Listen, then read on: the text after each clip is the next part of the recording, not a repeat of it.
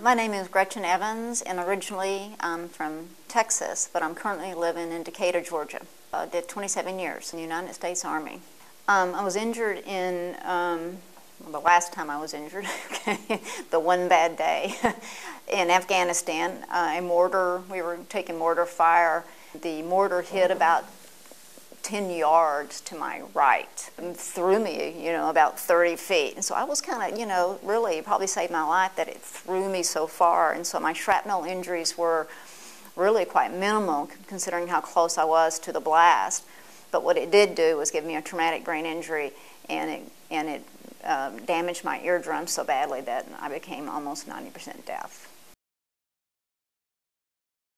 The thing that made it spin quick was I'm a runner, and I still run. I ran every day for 27 years. I wasn't going to stop just because I got out. So I was running by myself, and I was on the sidewalk. It was daylight, and a bicyclist was coming up behind me, and he said to me, "Passing you on your left." Well, I never heard that. I mean, he hit me going about 35 miles an hour and then knocked me into traffic, oncoming traffic. And there was a very alert man driving a Mercedes, and I didn't hear the wheels screech, but I smelt them. Okay. The hearing aids that I have, get very little. I can, lip read most people. I can't hear alarms and anything. He says there's nothing really that I can do to do that. I think she needs a hearing dog.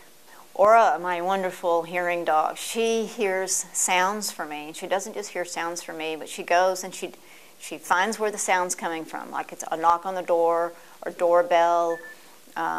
They do a rattling at a window, an intrusion type thing. She knows the sound of my cell phone.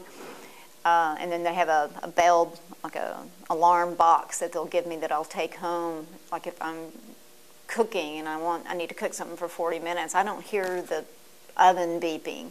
So she knows that sound, and I just set it next to the oven and put the timer on it. When it goes off, she goes.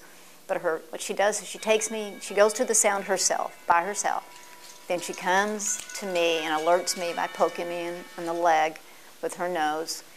And then I ask her, what? And that's her cue to then take me to the sound. With the fire alarm, because it permeates, okay, she runs to where she thinks she hears the sound, and then she comes and gets me, and then she takes me to a door, because when there's a fire, I want to get out, okay? I don't care where the sound's coming from. We want to get out. She's fabulous. First, she loves doing it. It's her favorite of all the things she does. Hearing training is her favorite training to do. So Celebration Sunday for me, wow. I got to meet Aura's weekend puppy raisers. She spent the week in a prison, but on the weekend, and they came and they presented me with a beautiful photo book of her growing up days, which meant a lot to me. Okay, I saw all the things she did as a puppy and how well she was cared for.